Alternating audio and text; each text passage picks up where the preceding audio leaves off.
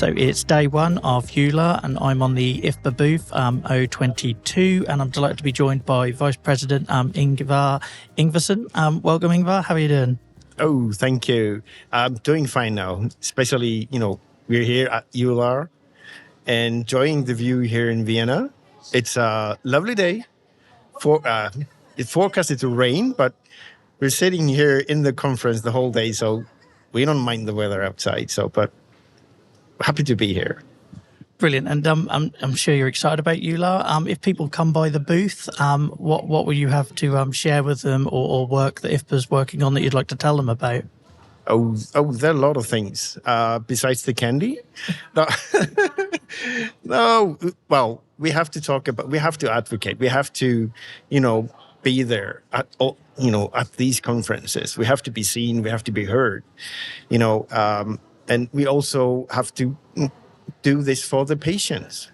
The patients are doing the things for the patient. We come here and see the specialists. We see the researchers. We see the HPC. We're a part of this community. And that's what we bring to these conferences, to be seen and heard. Superb. And obviously only 2 weeks or so now, we've got the IFPA conference coming up as well. I'm sure you'll be able to answer any questions about that as well. Yes. Oh, bring it on. Ask the questions about the conference. It's, we call it the World Psoriasis and Psoriatic Arthritis Conference. It's the only conference in the world where we bring those two, subject matters together. And we also started to use the term psoriatic disease, where we bring, both them together, psoriasis and psoriatic arthritis. And for the conference, we're hearing the dermatologist and the rheumatologist, they're coming together and telling us about, the newest and the latest and what's happening. So we're really happy with that and hope to see a lot of people there and a lot of you there. So it'll be fun. Yes, it's certainly a great lineup. So if anyone would like to swing by the booth again, that's O22. To hear more about that or more about the IFPA projects or what we're working on, then please do. But Ingvar, for now, thank you. I know you're a very busy man. Thank you so much for joining us. Oh, thank you, Joel. Always a pleasure to talk to you.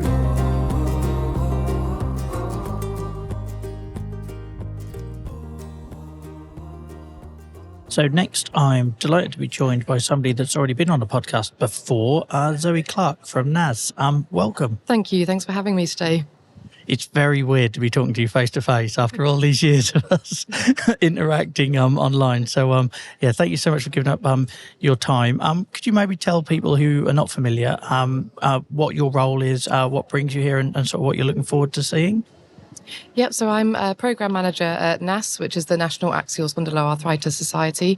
So I look after our supported self-management programme, where we look at ways that we can support people to help manage their condition and the impact it has on their life. I'm also an allied health professional, and I have axial spine myself as well. So I'm not only representing NASS here, but I'm also representing patients and hopefully bringing the patient voice to the sessions too. So I'm looking forward to both the mixture of the scientific sessions and the PARE patient sessions too. And a brilliant job you do representing us all. And I see you've got a certificate there as well, just because I know you won't mention it yourself. Would you like to tell us what that's about? Thank you. Yes, so I submitted an abstract which has been accepted that I'm presenting on Saturday, and that's about our online supported self-management programme, Your Space, and it won the PARE Abstract Award for Best Abstract in that category. Amazing, thoroughly deserved. So well done.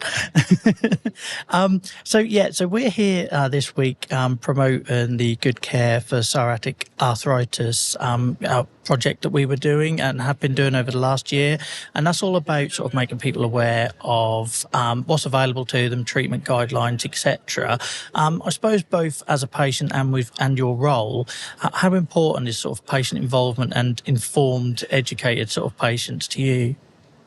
Yeah, I think it's hugely important because, I mean, the amount of time that we get in medical appointments is so little. And, we have thousands of hours in between where we're having to live with these conditions and manage them. So I think the more we can be educated and empowered about our conditions, the better, because it not only helps us manage those conditions in the meantime, but also it makes the decisions that we make with our healthcare professionals a lot better. And it really is then bringing in that shared decision making that I know healthcare professionals are really interested in as well.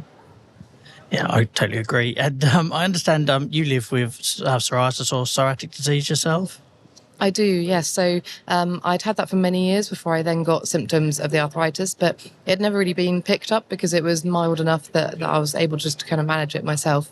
But yeah, I have psoriasis. It's mainly on my scalp, but that seems to be the biggest area that when I'm stressed, that tends to flare up the most. But yeah, about 9% of people with axial SpA have psoriasis as well, so it is quite common.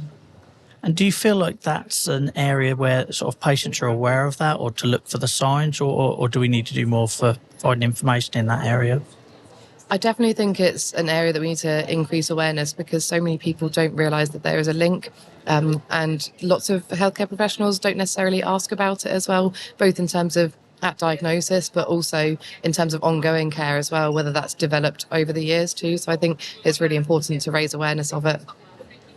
No, I agree. And what are you looking forward to for the rest of the week? Obviously, you picked up your award. It sounds like you're busy on Saturday, but is there anything else you're looking forward to at EULAR this week? Yeah, there's a lot of sessions. I'm really grateful that they have an app, so I've been able to just tick all the ones that I want to go to, and also catch up on lots of them online as well. So I'm really pleased they're recording most of them. Yeah, there's a few particular ones. There's a really interesting abstract presentation I'm looking forward to, which is all about activity and exercise with axial SpA, which is a whole area that I'm interested in as well. So yeah, lots to look forward to. Brilliant. And just finally from me, because, it shouldn't have taken a health conference for us to finally meet in person in Vienna. But thank you for being such a big supporter of what we do, but also for everything you do professionally and as a patient advocate. Really appreciate it. And, whenever you speak, people like me listen. So I really appreciate everything you're doing today, and enjoy the rest of your week. Thank you, you too. And it's really great to have you here and get the patient voice out there as well. Thank you very much, Zoe. Speak soon.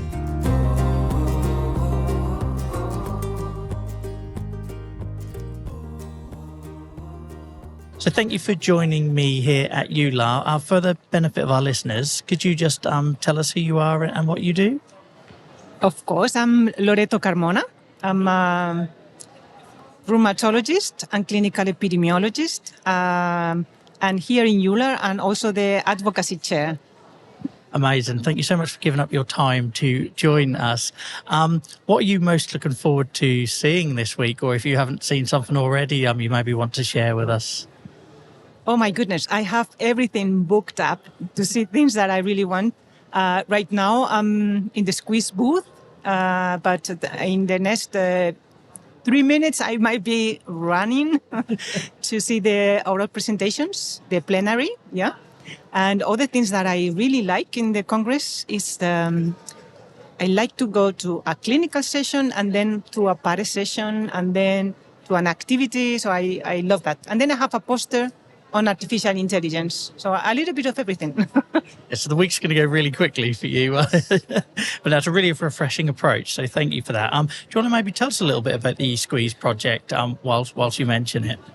Yes, so Squeeze project is about squeezing the best out of what we already have in rheumatoid arthritis. So we will get the best out of the medications that we already have, like methotrexate, biologics, whether we can monitor them and so forth.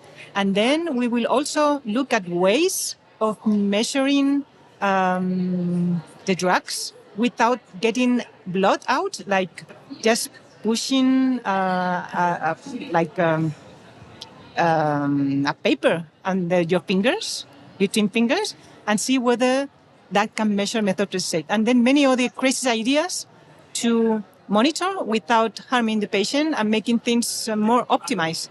And at the end of all, we are developing a care model that includes everything and that puts the patient in the center. So it's the patient who is going to co-create the care model. So I love it, yeah. that you're saying all the words I like to hear, because we're actually here promoting a project which is about informing and educating patients. So my next question was going to be, how does it involve the patient? Or maybe we should turn that and say, why do you think it's important for patients to be involved? It is critical to involve patients. Here in this one, they were involved since the beginning because first of all, the principal investigator, Daniel Aletaja, talked to the EULAR, and then through EULAR research, got in communication with PARE, and they were included already in several of the work packages. We also developed a unique strategy to involve patients and the public and many other stakeholders, so we have patient representatives in all the work packages.